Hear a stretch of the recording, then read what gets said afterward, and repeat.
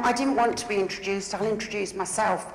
I'm a bit scared because I'm not a poet or a coach or a planner or an academic, or I haven't written a book. I feel like I'm in a bit of a club in here.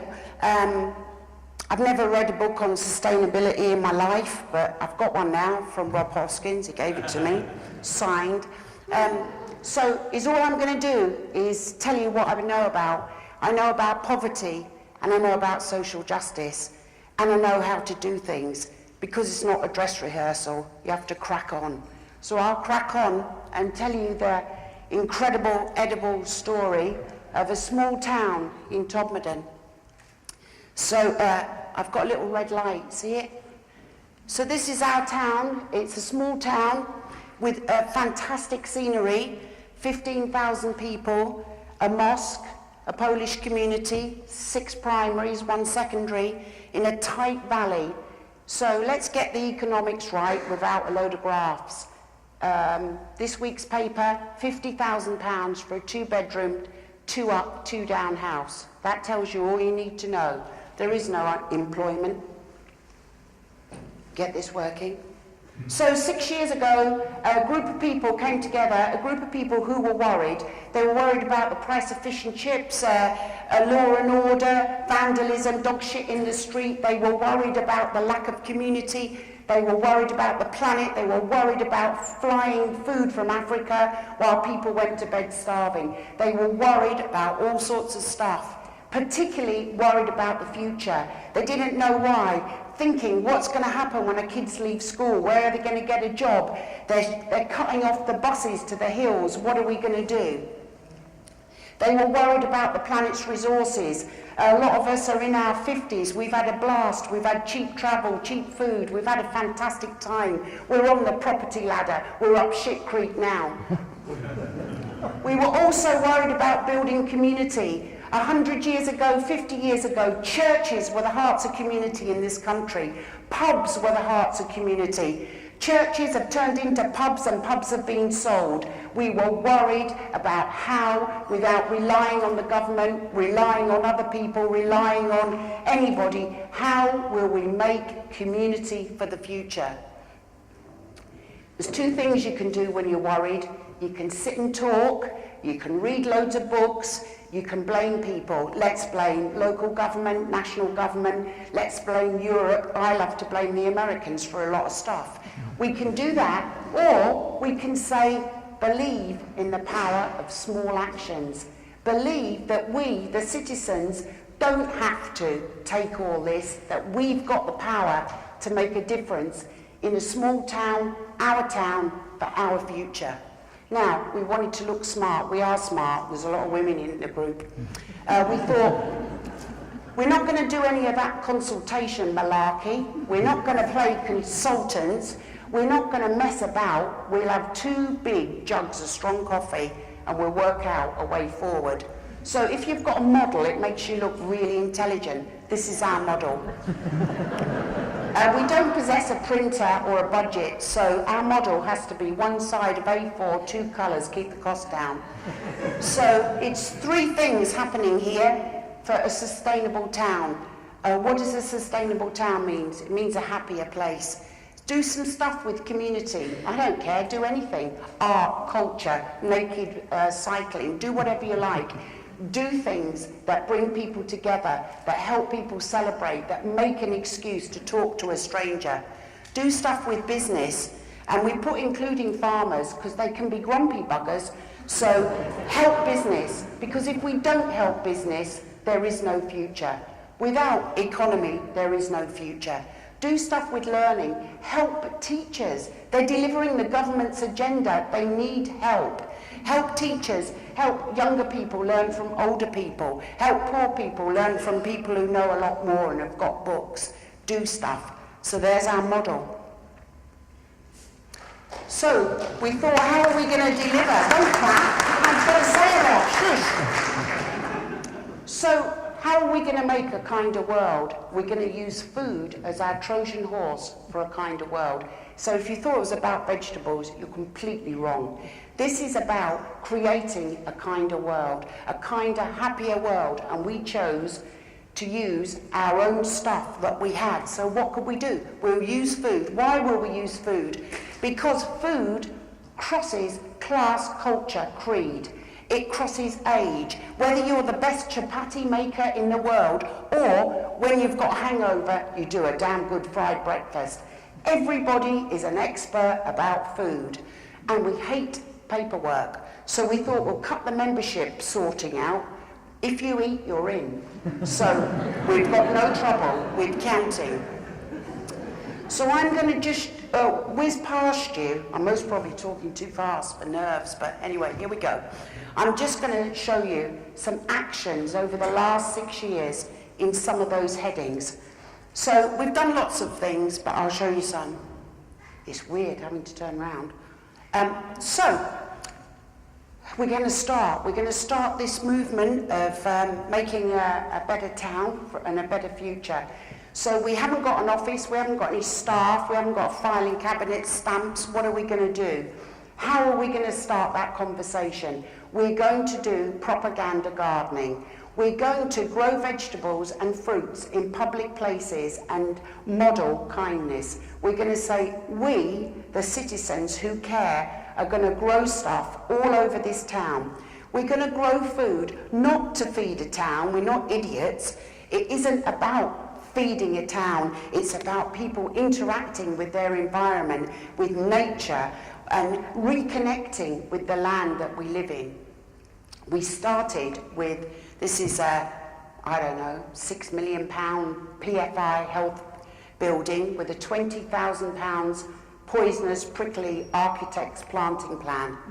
So we started by nipping at night, whip a few plants out, buy our own stuff and put them in. Now look at me, I'm not cut out for that. So I went to the doctors and said, doctor, should the patients eat apples on the way in and rhubarbs on the way out? Well, of course they should, but we're not going to pay for it. So it's a long story, but it happened. So now you can turn up, there's no fence or barriers. The whole place is planted with 30 or 40 fruit trees, rhubarb, kale and cabbage, and a herbalist garden at the back, and every type of berry that you could dream of. This is the police station here. It has a lovely south-facing, land is very short, you have to remember that. There's no soil and there's no land for growing. So this is a lovely south-facing forecourt. We won't go into how that bed got there, well, there was 3 of them, but this is the good news. They believe 6 years later it was their idea, and we love that.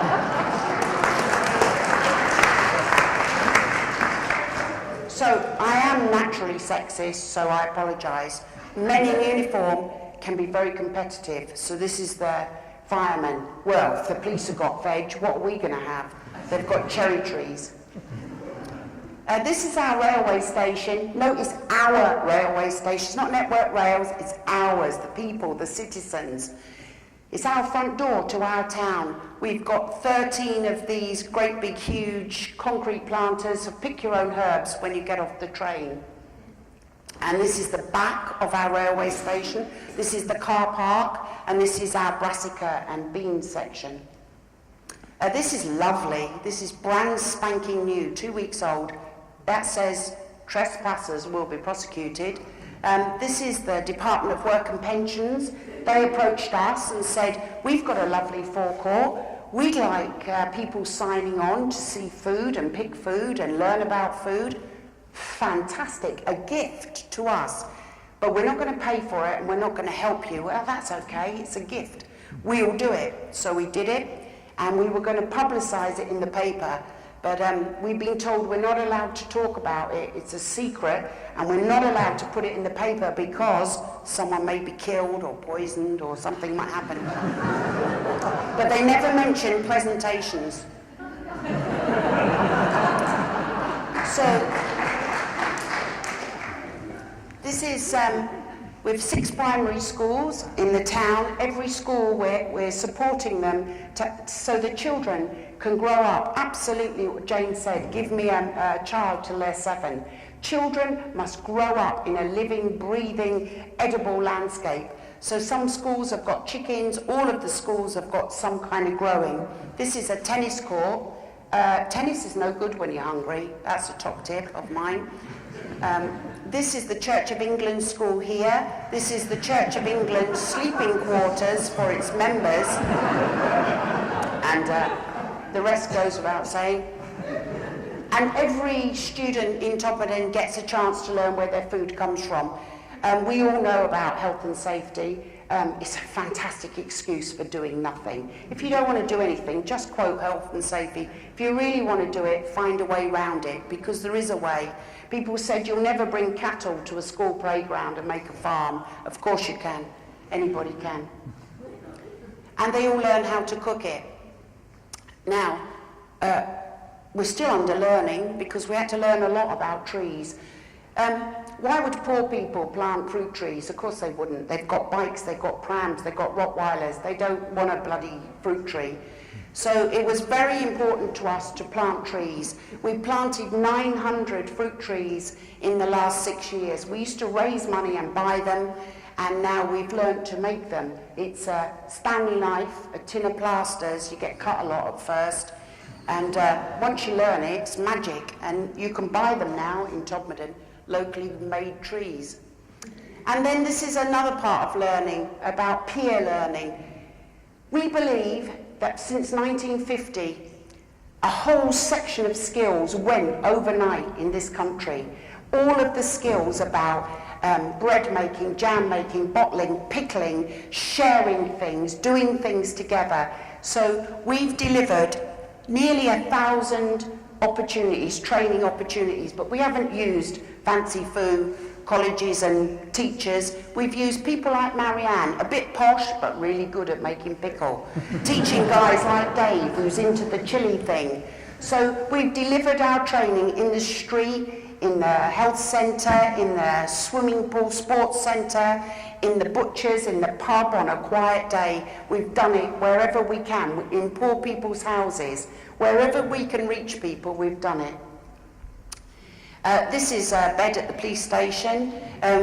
It's not everybody's cup of tea, the uniformed creatures, but anyway, we've developed a badge called Cook It, Grow It, Eat It, or, oh, it's the other way round, Grow It, Cook It, Eat It, and we're really, really hoping that that badge will, because the Scouts are a world movement, so that we'll be able to teach a lot more children. And this is business. It's hard when you're an activist and a volunteer to devote a lot of your time for other people to make money. But I truly believe that unless we do, those of us who can afford it must make a sacrifice and work hard for business. So the first thing we're doing, it's long-winded and hard, you planners all know, we're looking at what could our town look like. It was a rich industrial town, a weaving town. That's never going to happen again. How could it look if it was a buy it, make it, grow it town? So that's one of the actions. That'll take a long time. Architects are very slow. This is a simple, fast thing. I love fast things. We bought local market traders who aren't interested in carbon footprints, food miles. They're interested in money and jobs. We bought them blackboards where they could just put where food comes from. And it was, you know, at first they thought, oh, a bunch of hippies. But they soon got the message that people prefer, ordinary Joes prefer to buy stuff where they know it comes from. And just because we exist, that we've got a website, that we're interested, that we're passionate, it helped other people bring new products to market, whether it was little stuff, alive stuff, beer, or this guy making the first Todmorden organic cheese. And then we did some really horrible, tedious, painful things, which was create two not-for-profit companies teaching horticulture, aquaculture, aquaponics, permaculture, growing the farmers of the future. We cannot go on in this country importing people from Poland to run on our farms. We can't. The average age of farmers is about 60. We need new people with agricultural skills. This is our first company, the Incredible Aqua Garden. Don't ask technical questions or even go there. It was a terrible, terrible risk. But unless people take risks, unless they stop talking and weighing up the facts and the figures, this is a risk. It's never been done before. This is an artist impression. Let's hope it's better than that. So this is the real thing. This is in the high school, actually in the school. The company, the directors of the company are half the school, half the community. And they're going to grow fish in tanks. They're going to have vegetables. The curriculum is changed to include Lantra qualifications. So children will learn about husbandry, and the first ever aquaculture apprentices in the country. We've just got 2 of them. So even the building is made in a modular fashion by people on the wobbly side of life. We could have gone and commissioned a building from anywhere, but we've done it the hard way, so that the people building this building got some difficulties of their own. And this is the Incredible Farm. So this piece of land here was given to us in a very unique Yorkshire way. Nudge, nudge, wink, wink, and a handshake. So there's no lease, no rent, no documentation, which is slightly risky in a business. But it is now a permaculture training centre for young people. This is donkey poo in here. This is the middle of winter, and they're experimenting. There's an amazing guy, Nick, there, who is growing vegetables and learning about, can we eat a lot of Japanese knotweed, and what weeds can we munch our way through in the world. And we did it. This year is the big year for us, where we've created employment, the thing that we've worked hard to do. So these are our first apprentices, and we employ a food inspirer just to work in the community and inspire people about food, bring people together, teach them things, do stuff. And then we had an unexpected spin-off, vegetable tourism. When we were having that strong coffee and working out what we'd do, we never ever once thought people from all over the world would come and look at a small town in the middle of nowhere and look at vegetables. It did. And because we're smart, because we're opportunists, because in the middle of the organisation we have nothing, we knew some people in London who said, let's make a map, let's make a tour, let's attract people to the town. We'll create a route around the town that tells the story of something. Oh, we'll have bees. We'll tell the story. We should have really maybe consulted, got planning permission, but we forgot that bit because we were in a hurry. So we exploited children, because sometimes you have to raise money, as it was one of those television voting things, so that we could make our incredible green route round the town. And because we'd forgotten the planning permission and certain other little minor things, we got the police to launch it. That would look good. And it tells the story beautifully about the life cycle of the bee and the importance of pollination. And it just gives you, when you're walking, a lot of people need to learn something when they're walking around. And what we also did was took, I can't dress it up, we took other people's land that wasn't being looked after and loved it and made it look lovely, created beautiful gardens. This is Pollination Street. This is our outdoor market and our indoor market, and this was a 10-foot hoarding all round it, and we've created a beautiful edible garden. It doesn't show it well when it was just planted. And the council supplied a new sign, Pollination Street, without asking any questions, most strange. And we also had some huge, enormous bug and bat and bird houses made just because we could. And we didn't really plan any of this. If I said we have a document and we've met all our outputs and targets, I'd be telling a big fat lie. Stuff happens. And one of the things that happened was these guys are walking behind, the security guys, out of sight, and he's just said to me at this very second, Mary, when I'm king, take all my lands and grow on them.